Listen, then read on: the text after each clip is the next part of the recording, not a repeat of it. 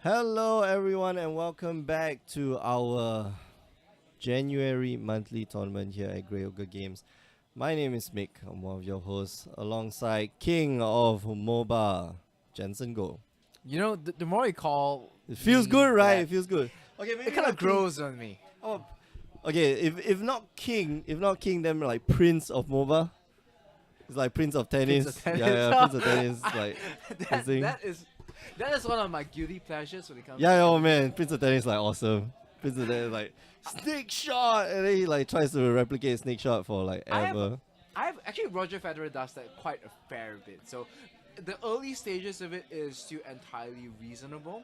I mean, Haikyuu is a much more recent sports anime that I think a lot of people love watching, Uh-huh. and that's a lot more grounded in reality. But I mean, Prince of Tennis towards the end, he's Prince like of Tennis. slicing the ball in half and then it reforms, or he can like swing the racket sword to summons a black hole in the fabric of space. Oh, That it's is a little hilarious. bit It's so too fun.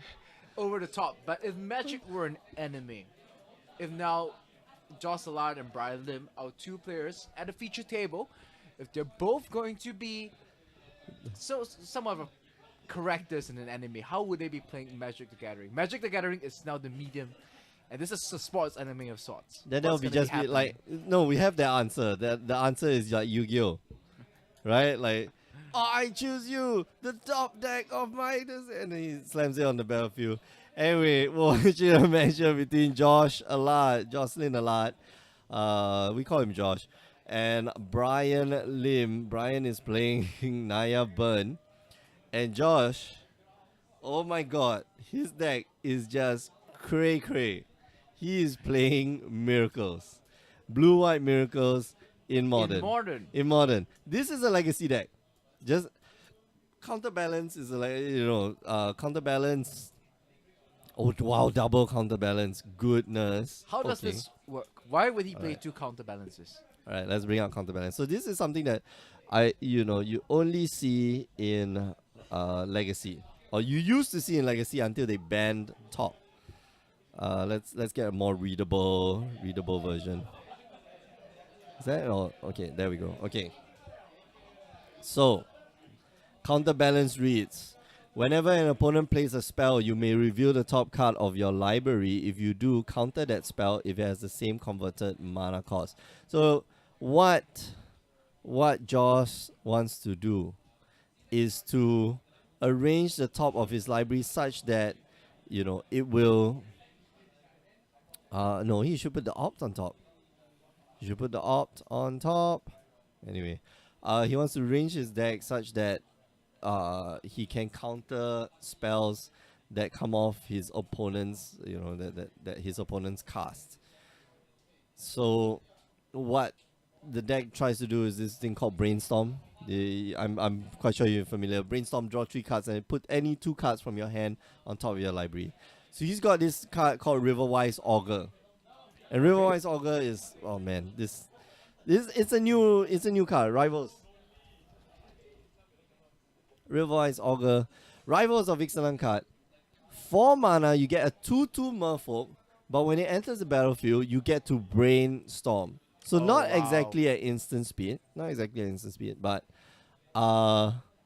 yeah, you can brainstorm and This basically fixes things and sets things up to okay. It's effectively a what do you call the artifact that prevents people from casting a spell? Chalice of the Void. Chalice of the Void. Yes. It's a like predictive Chalice of Void, but very powerful, very strong. And Josh, of course, you're playing with fetch lands, which means that when you brainstorm, you put the 2 most useless cards back on top of your library for that current situation, and when you fetch the land, okay, you shuffle it away. You will never draw these 2. Oh, okay, I won't say you never draw these 2 cards, but the probability of you drawing these 2 cards now becomes infinitely low. So this is how the Miracles deck operates. Okay, and the way the deck wins the game. Okay, so it looks like he's going to opt. Yeah. So the way the deck wins the game is through Entreat the Angels. So you set up the Entreat the Angels, you put it on the top. During your turn, you just flip it. You pay white and X. White, white, and X, or white and X, I can't remember. And then you get X number of 4/4 Flying Angels. That's it. That's all the deck wants to do. Alright, Rift Bolt to the Suspending face. the Rift Bolts. I think the pressure's on for Joss Lard. I mean, it's a very cool concept. It's a very cool deck. Yeah. But with that many spells, coming off Suspend, is it a CMC 0 or CMC 1 cost? Okay, so coming off suspend, it's the CMC is always on the top right corner of the card. Doesn't matter what the doesn't matter how it came off the stack. It doesn't matter what you paid for it. Like it's always on the top right hand card, top right hand side of the card. So, for example, if let's say you use a Snapcaster to flash back something, the CMC of that spell would be the what's written on the top right of the card. Borrow's Charm brings him down to 2. And yeah, we're looking for a lightning bolt from Brian. Josh here probably wants to either put a 1 mana or 2 mana spell on the top. Wow, so now he's got to decide. Because he can put a counterbalance on top and dead to a lightning bolt. Oh man, that's tough. It's That's kind of like actually trying tough. to guess. I mean, Brian has got 1 card in hand, Yeah. so we're guessing what is Brian going to draw. If it's So a that's a 2-mana good spell, the counterbalance is going to hit it. I Yep. do believe it's Flooded Strand, so if he goes for something else, he can try to go for the shuffle for counter. Correct. So the first trigger goes off. He goes for a shuffle, and then the second trigger goes off. So now we're seeing. All right. So counterbalance on the top. He may choose to crack his fetch land, but he can't crack any more fetch lands, which means that this is his last activation. End of those shenanigans. Yeah. And now the second one goes on the trigger. And he's got to pray that like it's a Serum Visions or Path to Exile or an Opt on the top. And no, it's a Field it's of a Ruin, land. okay. And I think that's the end of the game because he needs a Path to Exile. Okay, so the Serum Visions is a redraw. Serum Visions draws a card. That's not a Path to Exile. That's a Terminus which he can actually cast. Oh, and a tree and the angels on the top. That's great. But he leaves the Opt on the top. Swings in. And a full paid Terminus. That's very fortunate of on Josh Allard's side. Like he drew into that. That's a fantastic draw. I mean, it's down here just hoping its opponent just draws a land. But this Brian draw. Oh, that's going to be it. No, Will that's he an hit Opt. it? Yeah, so Opt does cancel the effect of what do you call it? Lava Spike. Lava Spike, yeah. And now on the top is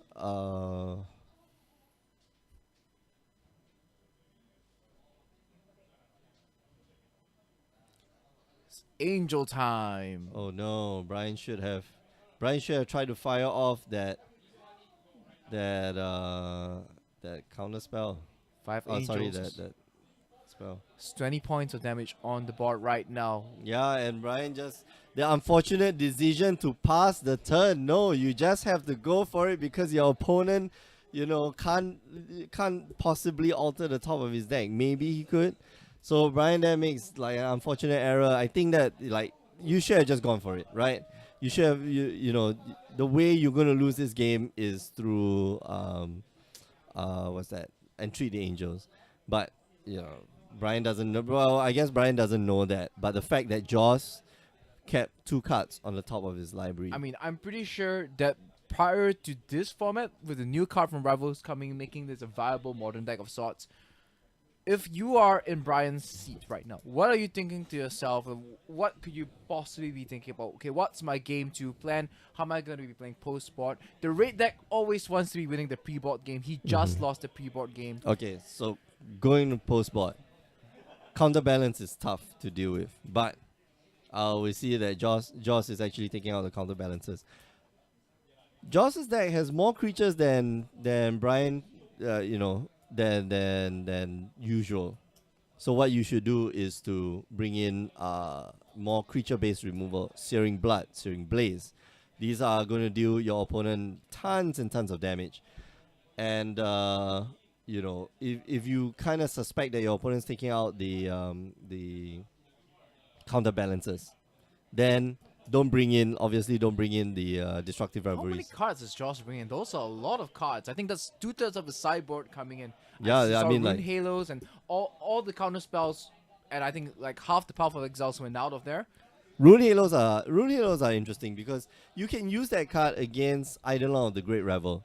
And so when you drop like any spell that you cast after that, you're going to get back. You're not going to get damage from the Idol of the Great Revels. So yeah, it's pretty good cyborg tech like Rune Halo, but it's not surprising lah. It's not really surprising that you spend or you can sideboard in 15 10 to 15 cards. Your entire sideboard goes into your deck. This is modern. Like there's always incidental hit. Or perhaps a transformative sideboard plan, considering that the counterbalances did go out after all. That's right. Yeah. So well, the fact that counterbalances went out, like you could put in more cards into your sideboard. That's it. You don't always have to keep 20 cards. Like you don't always have to sideboard out from your deck X number of cards. Post sideboard, you can put in as many cards without taking out any cards at all.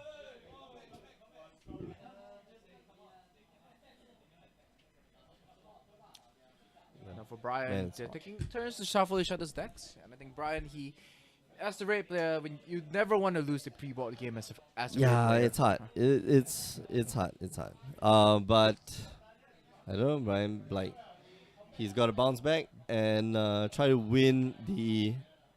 I think this part is for him to win. But here's the Because, good thing: yeah, he's on the play once again. Yeah. He's on the play once again, and let's see if he can make anything happen off that. So let's see. Idol of the Great Revel is a pretty good card to have on Brian's side. And Josh also going to mulligan down to 6. So that's a powerful exile, but I don't think it has the Rune Halo as well as the rest of the defenses that he needs to assemble against what Brian has. Yeah, exactly. When you bring in like 10 cards from your sideboard, if you bring in like that many cards from your sideboard, you're kind of expecting, I should see one of these in my opening hand. In that case, like he didn't see any of his sideboard In cards. fact, he was taking out the path to exiles. Yeah, but he brought them in. I think eventually he brought them in because they're still useful. Okay, land spells. Looks like it's a keep. Telling time is interesting card to use. So this is not the most defensive setup, but it does give him options to dig for the defensive cards that he wants. Mm. The Riftbolt does hit for 3, and First Blood does go over to Brian in this second round of the series. Awesome. Okay, so he gets on the Idol of the Great Revel. Probably going to take 3 points of damage. Nope. Okay.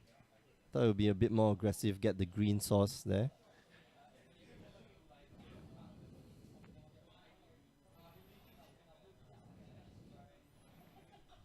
Yeah, Joss here taking 2 points of damage off for the Search for Ascanta. Search for Ascanta, pretty good card.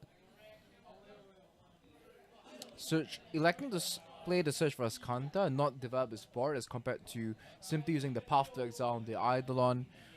No, I think you can wait. Like right now, you want to make sure that you get your draws proper. Yeah, you just want to make sure that you get your draws proper, which means that you're making your land drops and stuff like that. So, Path to Exile gets rid of the Idol of the Great Revel and gonna negate the thing. Oh, that's a very pretty negate. Haven't seen that in a while. That's the new art from Rivals of Ixalan. Yeah. That's actually very nice. Okay, Rune Goblin Halo on the guy? top. Yeah, Rune Halo on the top. Actually, not the best. He Really doesn't not have the best. double Yeah. white at the He needs moment. double white. That's the problem. So probably going to Serum Visions or Telling Time here. I prefer to do the Telling Time in this case. Alright, going to strip you of your white land. And Brian just chooses not to float mana, which is kind of strange. You should float white, just to keep your opponent, keep your opponent on edge. It's like, oh man, he's got white mana. Oh, he's not going to go for the double white. He's going to go for another island. I think Okay, he that's still strange. wants to have more things to play this turn itself. I think Serum Visions. Well, Serum Visions will help him sculpt the next turn, right? Yeah. So draw, doesn't draw a land, and then 2 lands off the top. In fact, both lands at the top of the deck. That is rather interesting. Okay, bolt you, double bolt here will win the game. Goes down to 4. Borrow's Charm would do fine as well, but it doesn't have white. Yeah. I think he's just waiting for Josh here to just play a creature, and that's a bad idea. And Josh can't really, he can't sacrifice his land, he can't fetch his land. Be in. That's a negate off the top. Goes down. No, he does have a response in hand.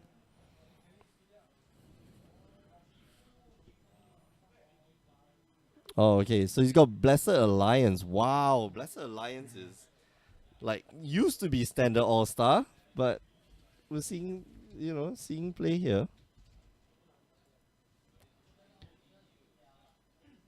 Blessed Alliance, 2 mana, it's instant, and you can escalate. Choose 1 or more. Target player gains 4 life. That obviously is you.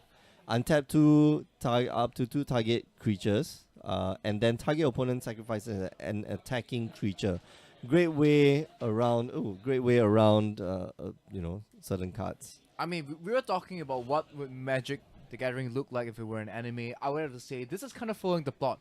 We have one player completely up against the ropes, and he's playing like these interesting cards. That's like, Right. oh, I'm gonna give him 4 life. I'm gonna draw a whole bunch of cards. Then suddenly I play Pot of Greed. That lets me draw 2 more cards. And then But it looks like he does and then not like that back have and forth. enough. Right? And Yeah. I do think Brian did have the last amount of damage after you bolt through for lethal. Yep. Okay. Score goes so- up to 1-1. Nice. Okay, so Brian keeping in this game. Making sure that he's not, not making the same decisions as he did in game 1. I think that was a little bit unfortunate. Like had he gone for not magma spray, but had he gone for the burn spell to the face, should have been easy. Anyway, Now red deck post board in game 2. This is where in game 3, where they're on the draw, is the situation where they traditionally perform the worst. yeah, well, you want to be ahead of your opponent. Like you want to make sure that your opponent's just that half a turn behind you. Unfortunately, Brian here has to go second, but I don't think that's the end of the game.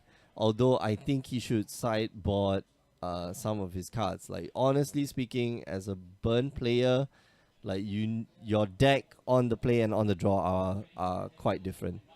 Can be quite different, mean- especially in this matchup. Some fun tidbits is that before the era of Calvin Chu and Mhm. Zongi and this newer generation of Magic players, Yep. the old school players Felix as well as Stingren, they're Oh, yeah, both yeah. most known for playing red deck wins as well as aggro decks. Felix still known for playing the aggro deck, so yeah, nothing has changed.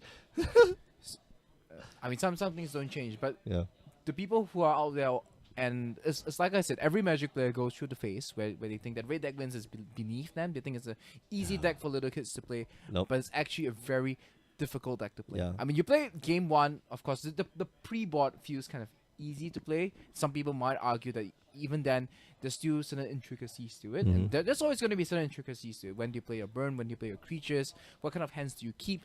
But it's always the post-board where that matters the you most, get right? That's- tested as a red deck player. Alright. So the skill tester, the skill tester is always after you board, post board, and we've always mentioned that, the red deck or the burn deck is the fastest deck or is the easiest deck to pick up, is the hardest deck to master. Honestly speaking, like the nuances that you have to play while you're playing the red deck, is amazing. Like there's so many things that you have to play around, and there's so many plays.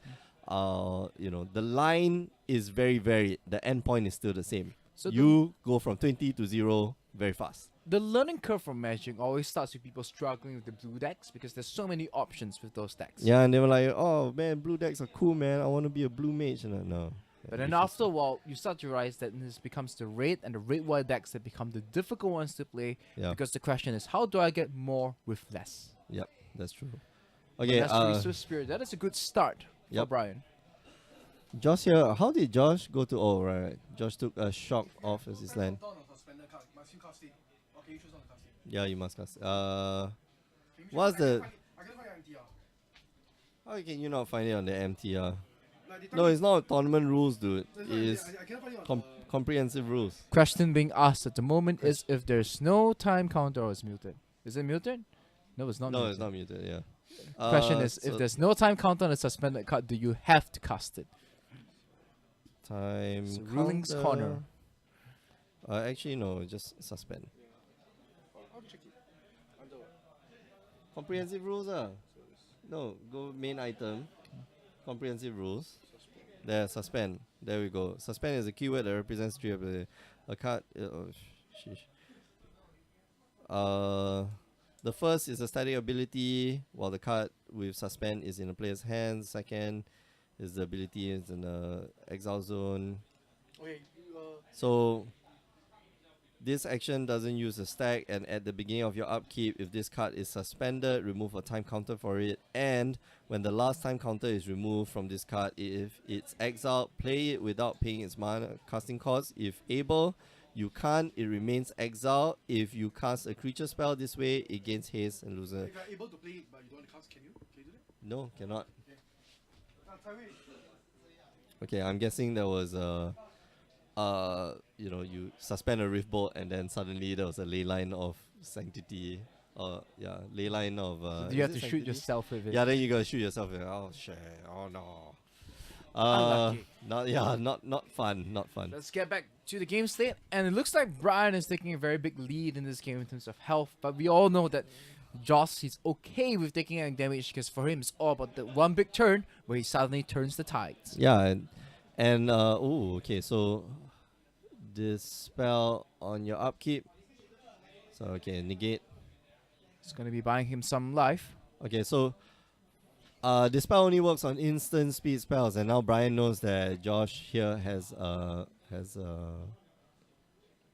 this spell. It looks like he's going.